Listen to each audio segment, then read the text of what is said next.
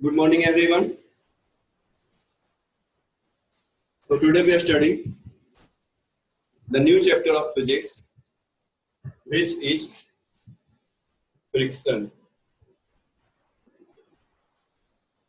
Clear? Today we are studying the next chapter, which is friction. As we have finished the last chapter, force and pressure. In this chapter, we have studied about the different types of force, that is contact force and non-contact force. Friction is the example of contact force. Clear? Friction क्या है? Example है contact force का. It means for friction exerts between the bodies there must be contact. The first condition of friction, friction लगने के लिए सबसे important condition जो है वो क्या है हमारा, कि दो बॉडीज के बीच में क्या होना चाहिए? कांटेक्ट होना चाहिए. If there is no any contact then there is no any friction. ठीक है, तो फ्रिक्शन क्या है हमारा? कांटेक्ट फोर्स है, और इसके लिए क्या होना चाहिए? आपको बॉडीज में कांटेक्ट होना चाहिए. फ्रिक्शन का दूसरा कंडीशन क्या है? There must be a relative motion between the bodies. There must be a relative motion between the bodies. ठीक है, रिलेटिव मोशन कहने का मतलब यह है कि एक बॉडी दूसरे बॉडी के रिस्पेक्ट में, एक बॉडी दूसरे बॉडी के रिस्पेक्ट में मूव करना चाहिए. अगर ये मूव कर रहा है तो इसका वेलोसिटी, अगर ये भी मूव कर रहा है तो इसका वेलोसिटी दोनों का अपोजिट या फिर अनइक्वल होना चाहिए. दोनों का वेलोसिटी इक्वल या फिर सेम डायरेक्शन में वेलोसिटी रहेगा इक्वल, तो यहाँ पर रिलेटिव मोशन नहीं होगा. Suppose this body is moving with velocity 5 meter per second and this body is also moving with velocity 5 meter per second in the same direction, then we can say that there is no relative motion. यहाँ पर relative motion नहीं है. ठीक है, friction के लिए क्या होना चाहिए? दोनों में, दोनों बॉडी A और B, suppose this body is A and this body is B, तो A और B दोनों में क्या होना चाहिए? रिलेटिव मोशन होना चाहिए. यानी कि एक बॉडी दूसरे बॉडी के रिस्पेक्ट में क्या करेगा? मूव करेगा. ठीक है, सपोज अगर ये सरफेस है, ठीक है, और ये बॉडी है, तो क्या होना चाहिए? ये सरफेस और ये बॉडी के बीच में एक रिलेटिव मोशन होना चाहिए. सरफेस और बॉडी के बीच में रिलेटिव मोशन, ऐसा नहीं दोनों सेम वेलोसिटी से मूव कर रहा है तो फ्रिक्शन नहीं लगेगा. ये बॉडी और ये बॉडी के बीच में एक रिलेटिव मोशन होना चाहिए, इसकी वजह से क्या लगेगा? फ्रिक्शन लगेगा. ठीक है, चलिए, तो फ्रिक्शन क्या होता है? फ्रिक्शन इज कांटेक्ट फोर्स होता है. यानी फ्रिक्शन लगने के लिए दो बॉडी कांटेक्ट में होना चाहिए. अगर कांटेक्ट नहीं रहेगा, if there is no any contact, if there is no any contact then there is no friction, and for friction to act between the body there must be a relative motion. ये हो गया friction का introduction कि friction कब लगता है. ठीक है, अब हम लोग डिफाइन करेंगे व्हाट इज फ्रिक्शन. ठीक है, फ्रिक्शन क्या होता है? तो फ्रिक्शन का कंडीशन आप लोग फॉलो करिएगा. पहला, there must be contact between the bodies and there must be a relative motion between the bodies. ठीक है, what is friction? Friction is a force of opposition. Friction is a force which opposes the relative motion between the bodies. Friction क्या होता है? Friction एक force होता है जो अगर बॉडी रिलेटिव मोशन करना चाहता है तो उसको क्या करता है? अपोज करता है. जैसे कि एग्जांपल में, सपोज एक मैन है, ठीक है, there is a block of mass 10 kilogram. ठीक है, इस ब्लॉक का मास 10 किलोग्राम है. Now if he apply a force of 20 newton, ठीक है, अगर ये 20 न्यूटन फोर्स लगाया और ये ब्लॉक 10 किलोग्राम का है, तो न्यूटन सेकंड लॉ से क्या होना चाहिए था? F is equal to mass into acceleration. From here we can find the acceleration of the body 20 by 10 is equal to 2 metre per second square. ठीक है, न्यूटन सेकेंड लॉ से हमें ये पता चल रहा है कि इसका एक्सेलरेशन होना चाहिए 2 metre per second square. Here we find that the body does not move. It means here we find that the body has zero acceleration.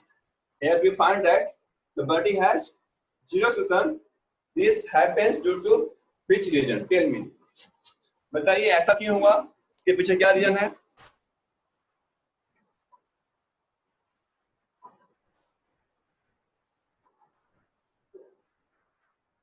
Very good.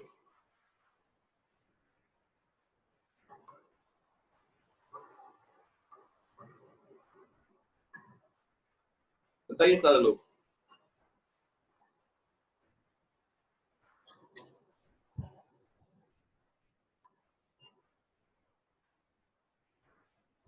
Very good.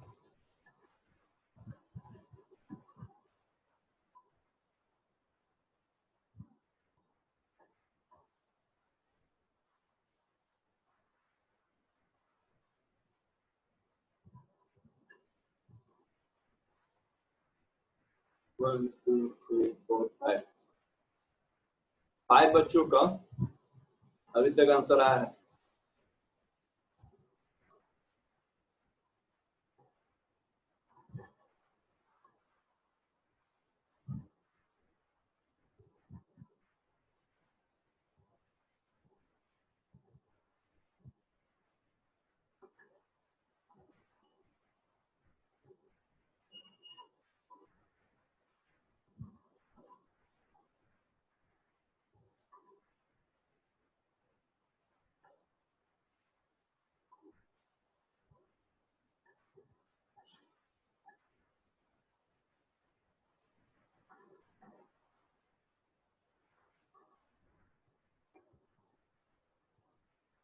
Very good, बहुत अच्छा।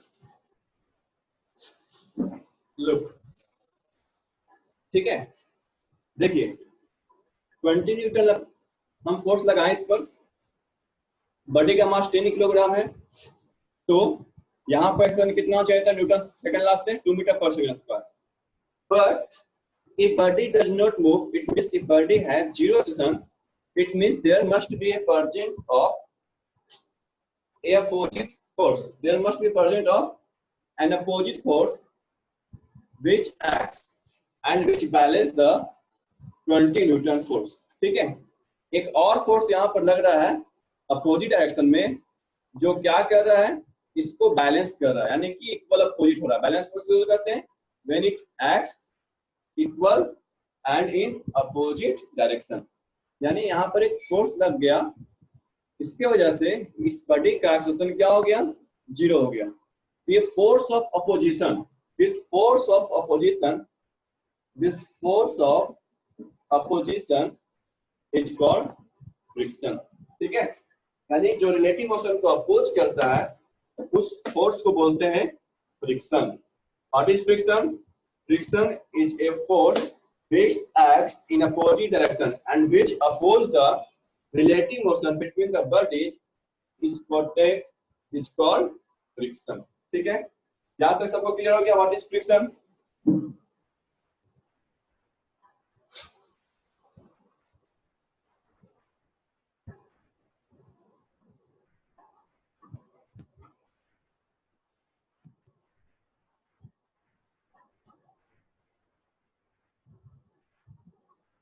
ठीक है, very good,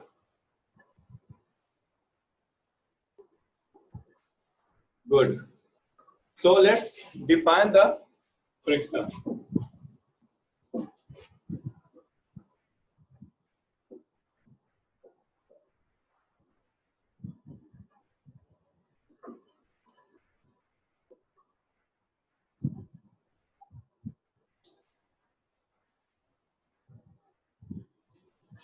Write down friction.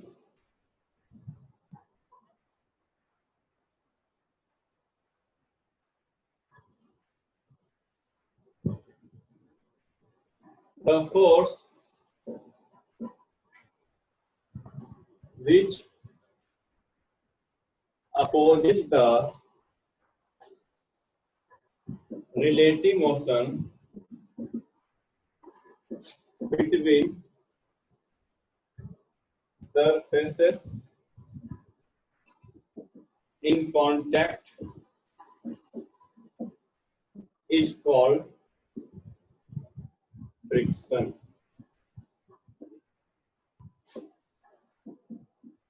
The direction of friction is always opposite to the direction of point of motion between surfaces in contact. Note down.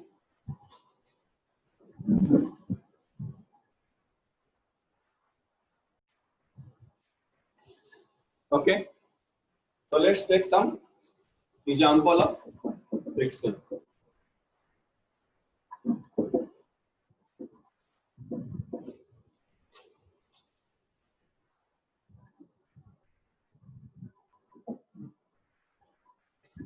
Here, suppose a body is present on the surface. So, the first condition is contact. Clear? Friction के लिए क्या होना चाहिए? Surface और body. ये body mass m है और एक सरफेस है, रफ सरफेस. ठीक है, बताइए, is there friction is present और नॉट? क्या यहाँ पर फ्रिक्शन प्रेजेंट है? यस या नो?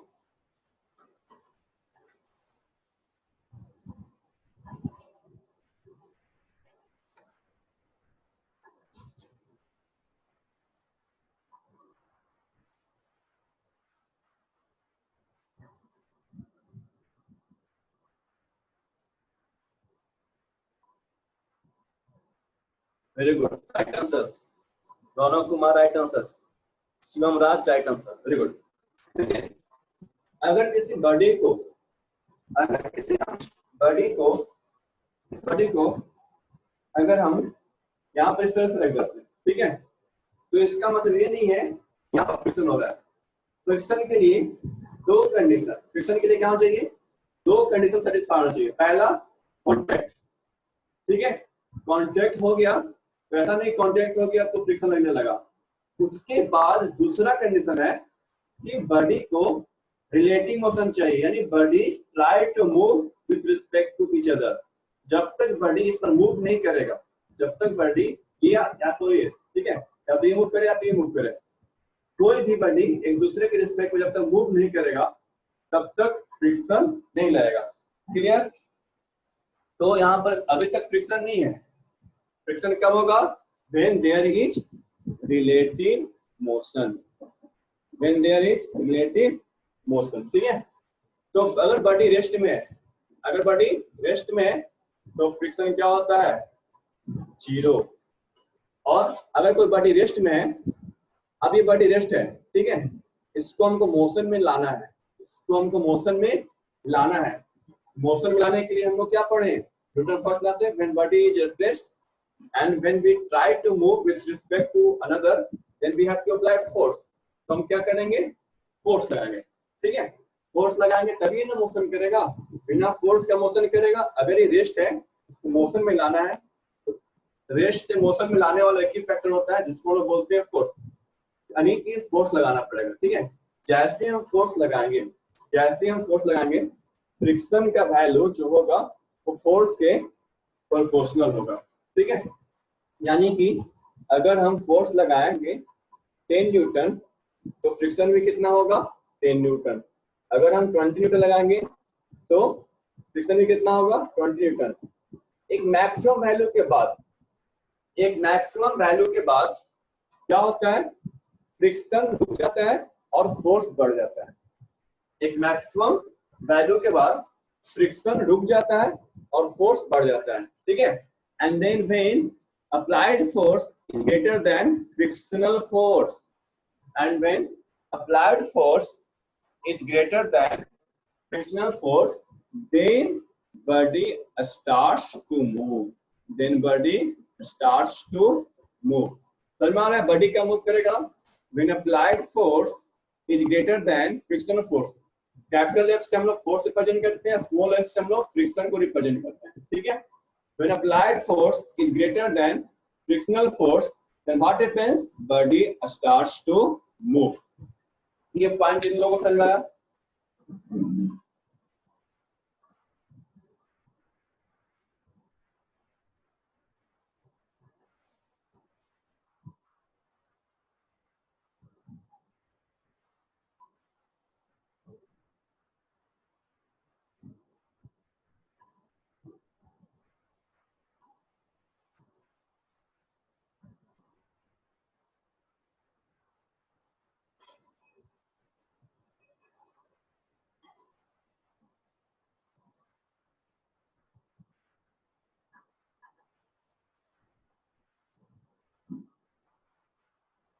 वेरी गुड,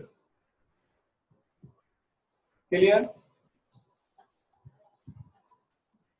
चलिए अब हम लोग स्टडी करेंगे how does friction act between the body. Friction कैसे लगता है बॉडी में, ठीक है? तो उसके लिए हम लोग पढ़ेंगे रफनेस ऑफ द सरफेस। क्या पढ़ेंगे?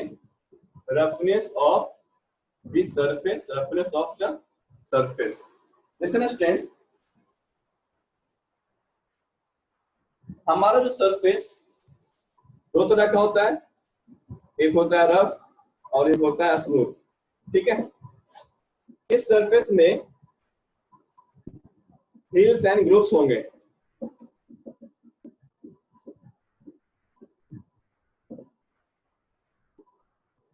हिल्स एंड ग्रूव्स इस सरफेस में होंगे।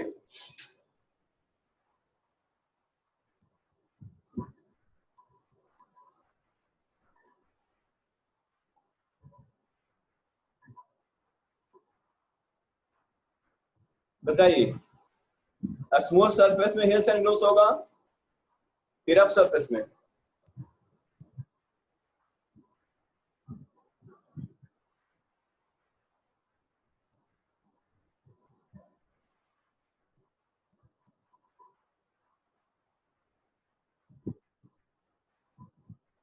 Very good,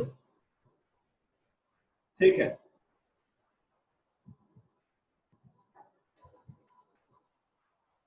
listen, hills and grooves rough surface में भी होगा और स्मूथ सरफेस में भी होगा, ठीक है? दोनों में हिल्स एंड ग्रूव्स प्रेजेंट होगा, but we can say that rough surface has more hills and grooves compare to smooth surface. Smooth surface में less number of hills and grooves होगा, बट रफ सरफेस में more number of hills and grooves होगा। लेकिन दोनों में आपका दोनों में क्या होगा? हिल्स एंड ग्रूव्स प्रेजेंट होगा, ठीक है? तो इसको डिफाइन कैसे करेंगे? Roughness of the surface, roughness of the surface is due to presence of hills and grooves on the surface. These are called irregularities. इस hills and grooves को क्या कहते हैं? Irregularities कहते हैं, ठीक है? Even very smooth surface, even very smooth surfaces, very smooth surface has also some hills and grooves, ठीक है? यानी कि रफनेस किसकी वजह से होता है? सरफेस में हिल्स एंड ग्रूव्स की वजह से होता है। इस हिल्स एंड ग्रुप्स को क्या बोलते हैं? इस हिल्स एंड ग्रुप्स को क्या बोलते हैं? इरेगुलरिटीज। ये हमारा ऊपर उठा हुआ उसको हिल्स बोलेंगे, ठीक है, और जो डाउन है उसको बोलेंगे ग्रुप्स। और हिल्स एंड ग्रुप्स को कंबाइनली बोलते हैं, ये दोनों को कंबाइन करके हम लोग बोलते हैं इरेगुलरिटीज। ये दोनों को कंबाइन करके हम लोग क्या बोलते हैं? इरेगुलरिटीज।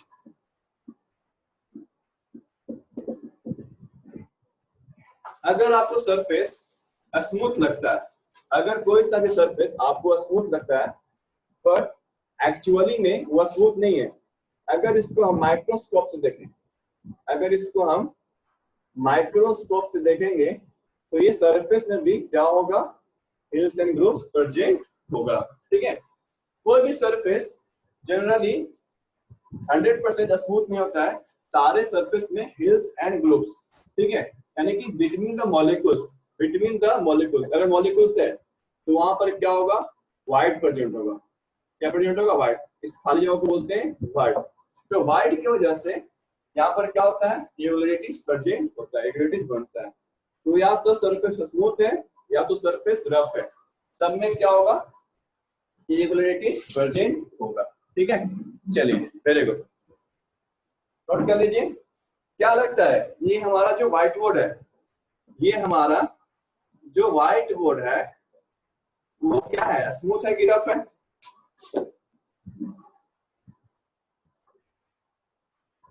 जल्दी बताइए। ये हमारा व्हाइट बोर्ड है, जो स्मूथ है या रफ है?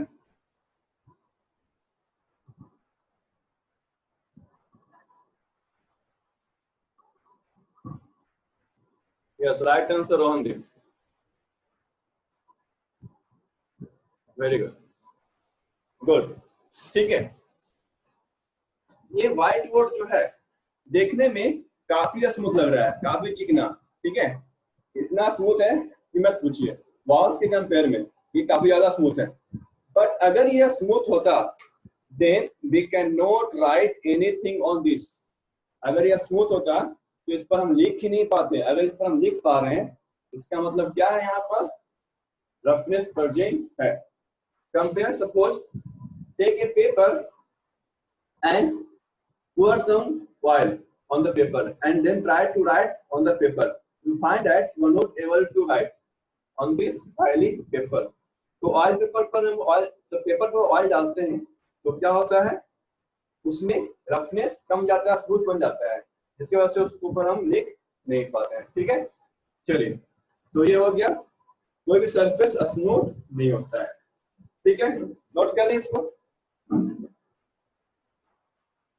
तो नेक्स्ट क्लास में हम लोग पढ़ेंगे मैकेनिज्म ऑफ फ्रिक्शन, फ्रिक्शन कैसे लगता है, ठीक है। तो आज के लिए इतना ही, नेक्स्ट क्लास में मिलते हैं।